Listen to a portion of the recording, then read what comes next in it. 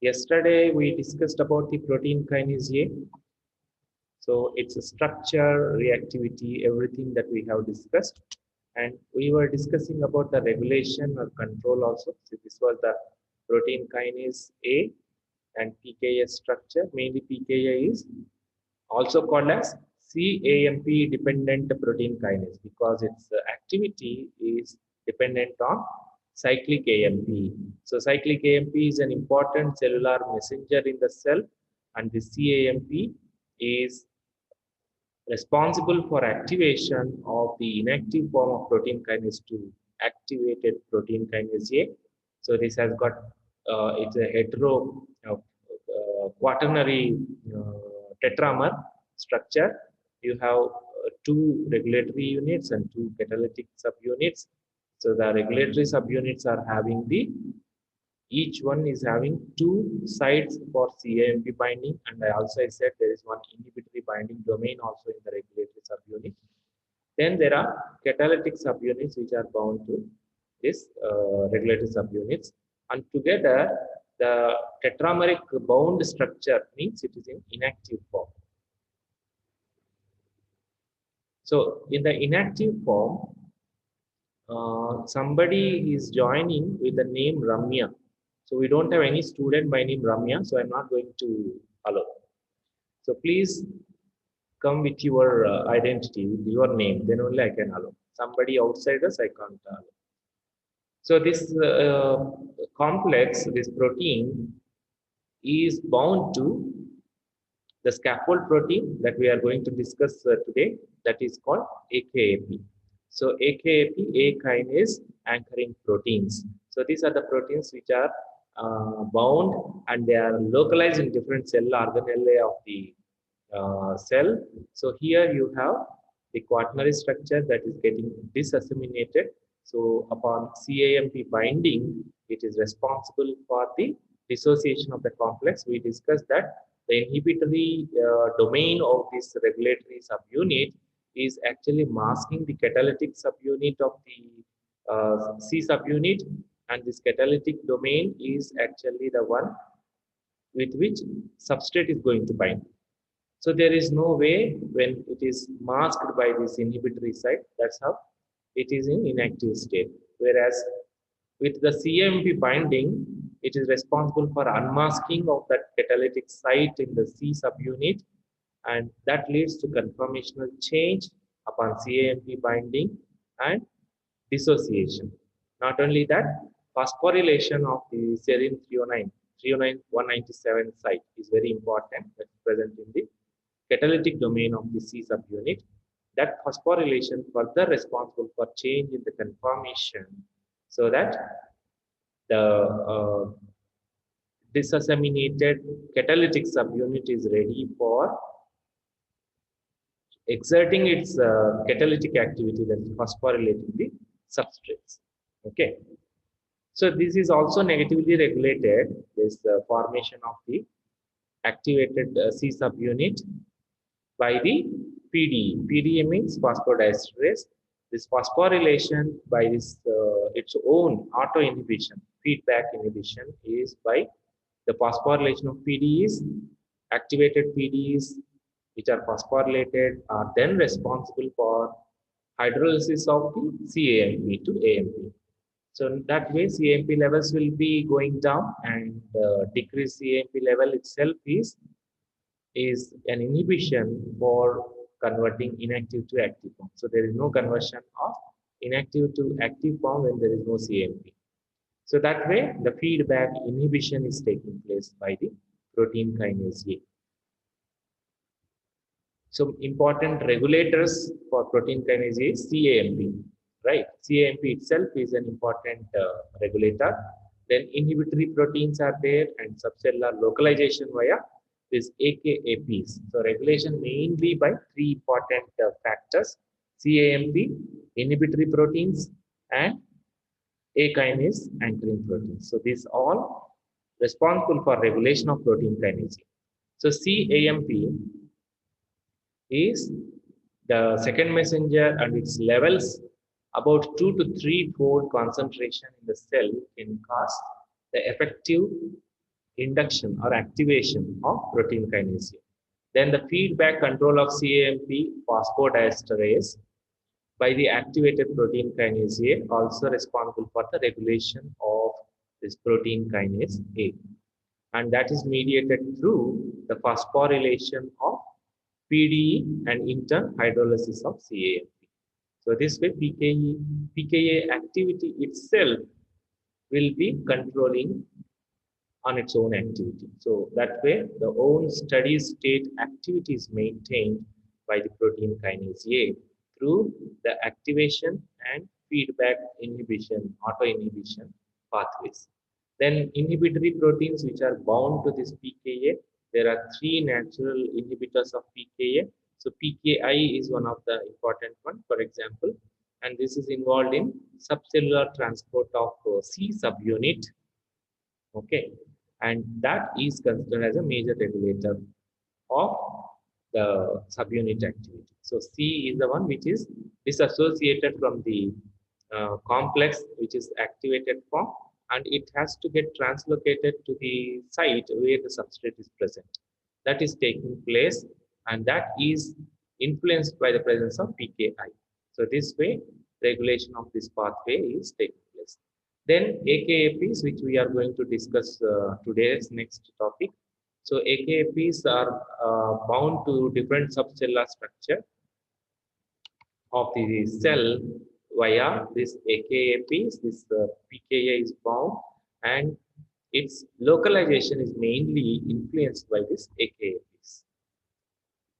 So there are 50 different AKAPs are known, and they are mainly distributed in different compartments of the cells, and they have got a very important role in controlling the activity of pKa depending on the localization. Okay, so this is about the regulation. If you get the question, regulation means the three aspects are responsible for the regulation of the protein kinase. So all of you understood, I feel. The structure is important, then the pathway is very important, protein kinase pathway. Any questions you have?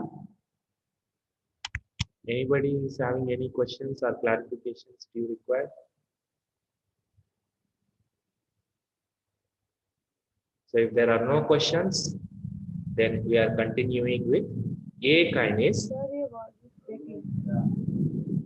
So today there is an internet problem here, Wi-Fi problem is there. Please try to bear with the situation because I have no way. Already I have connected through my mobile and it is also having problem.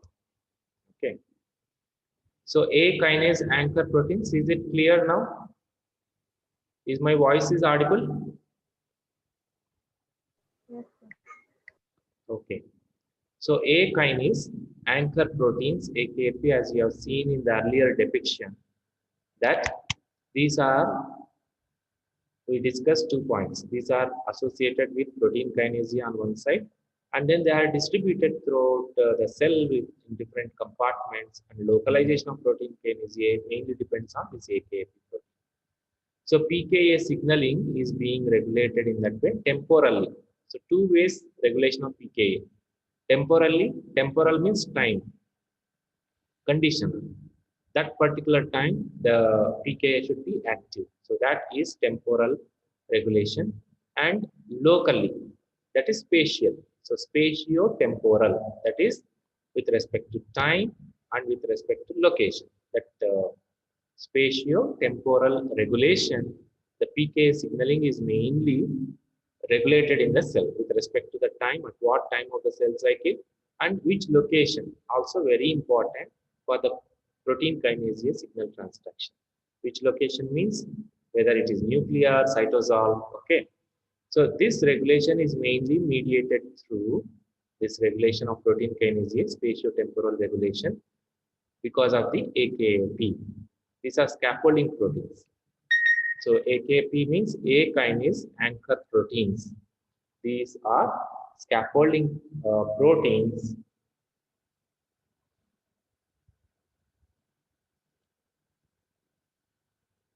and responsible for the spatiotemporal regulation of the protein kinase signaling.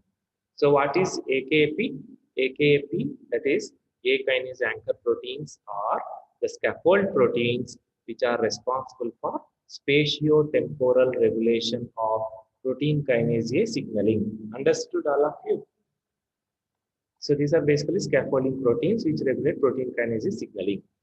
So there are more than 50 types of AKPs are formed, and these are found in association with different cellular compartments. That's how they are responsible for localization based regulation of pKa signaling. So like centrosomes, endoplasmic reticulum, Golgi apparatus, mitochondria, microtubules, cell membrane, nuclear matrices, secretory granules, and cytoskeleton. So these are the different locations where AKPs are distributed. So this AKP protein structure, if you see, it is having one pKa binding. So this is importantly influencing the protein kinase. So it has to have, like in the earlier depiction, it is bound to the pKa, right? So protein kinase through regulatory subunits is bound to AKP.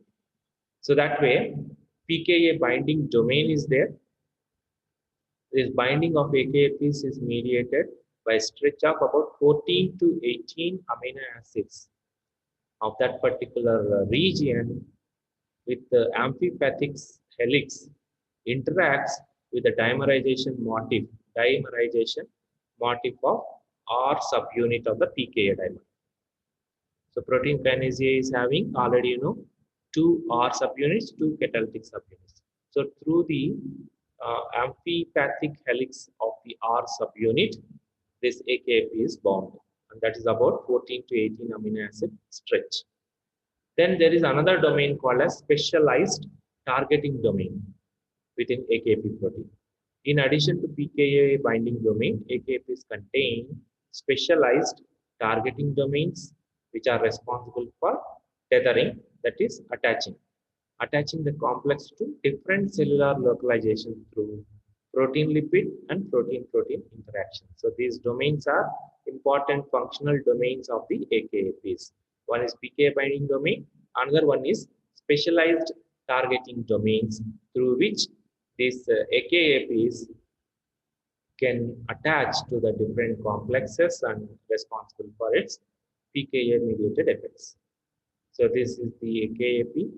Earlier also the same way structure in the diagram you have seen.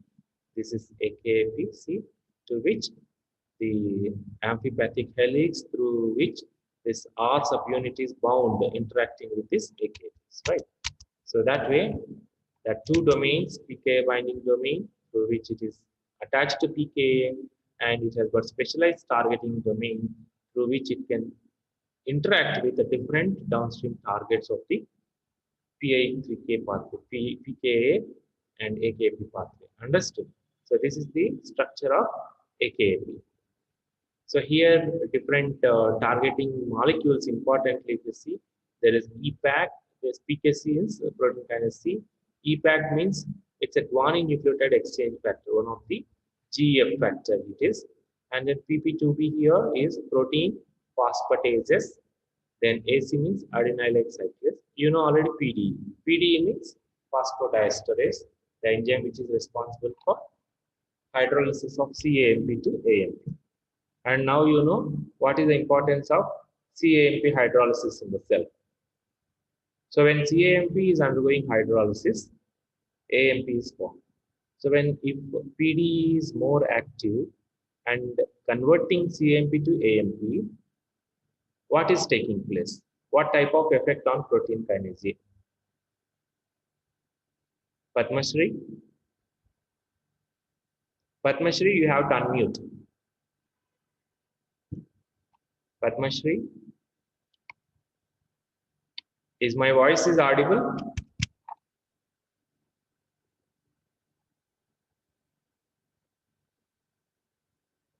Is my voice is audible? Yes, sir. Okay. Padmashri? Padmashri, are you listening or not?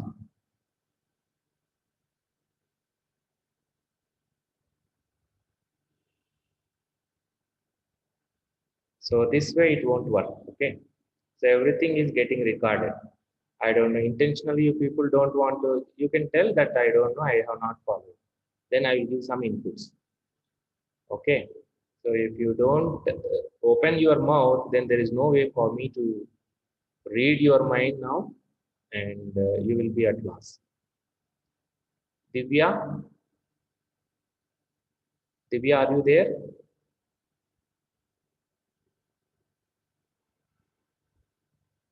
Yes, sir. Divya, you unmute now.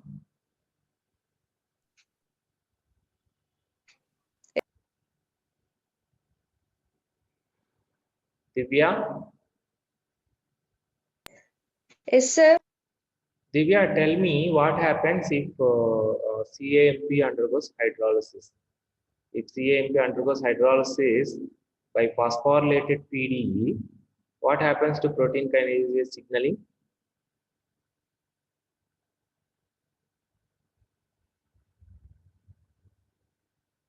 Ashwin, Sir, Ashwin, sir, what? it will activate the protein kinase here, sir. If there is no cyclic AMP, then there is no activation. Very good, very good. See, that is feedback, auto inhibition, right? So that is called Yes, sir. feedback inhibition. So when there is no CAMP, when because of PDE getting phosphorylated, that is nothing but auto inhibition. Okay, I think all of you followed. So all these things are having the ability to bind to AKAP because they have got the specialized target binding domains in AKAP along with protein kinase binding domain. So AKAPs have been found to be associated with different cellular compartments. So after protein kinase A getting activated, the catalytic subunit gets disassembled from the complex and it has to translocate into the particular location where the substrate is present. So this localization is a very important. That's how pKa signaling is spatio-temporally regulated. Now this localization is mainly dependent on AKAP. So AKAP is in that way their distribution also present widely in different cellular organelles. So AKAP immobilize the pKa isoform at specific subcellular sites by binding to the subunit. So that localization of pKa, which is very important for the downstream effectors of pKa, to localize to particular site where the substrate is present. And that function is mainly done by the AKAPs. Understood all of you? So AKAPs can form multivalent signal transduction complexes because AKAPs, as we discussed, it has got different sites with which different proteins, different effector molecules can bind. Correct?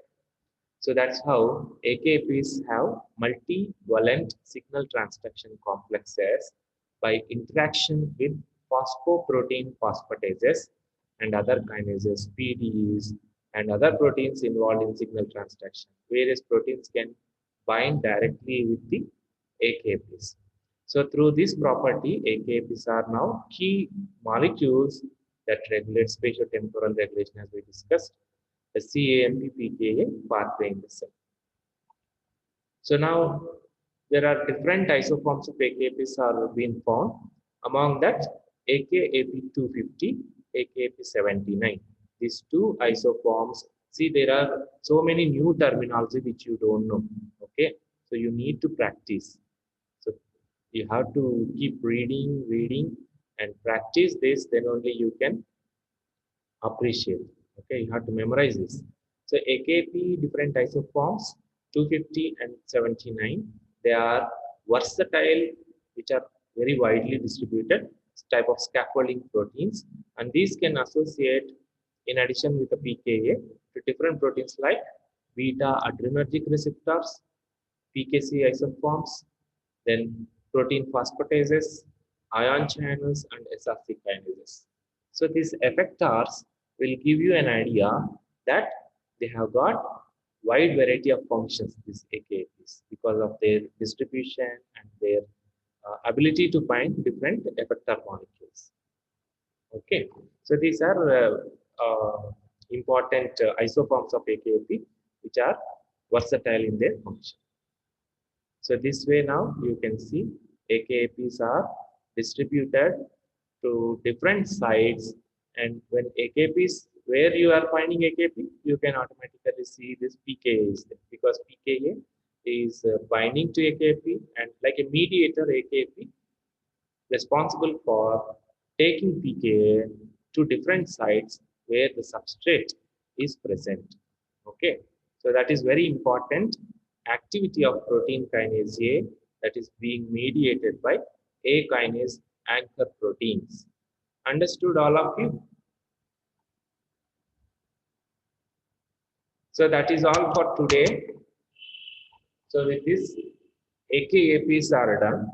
And next class, PI3K AKT signaling that we are going to discuss tomorrow. So any questions, if you have, you can ask. See here, signal transduction again, mainly depends on linking one to one. So you have to write, not just mere listening to the lecture will not help you.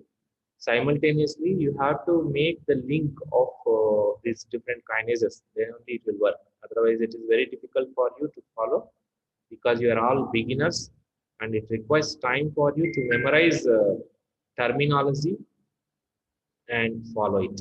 Okay. So if there are no questions, then I'm going to end the session. And as I said, tomorrow morning, I have some other meeting and let you know when the class tomorrow. You can ask morning with class with other faculty if you want, so that you can finish one class at 9:30.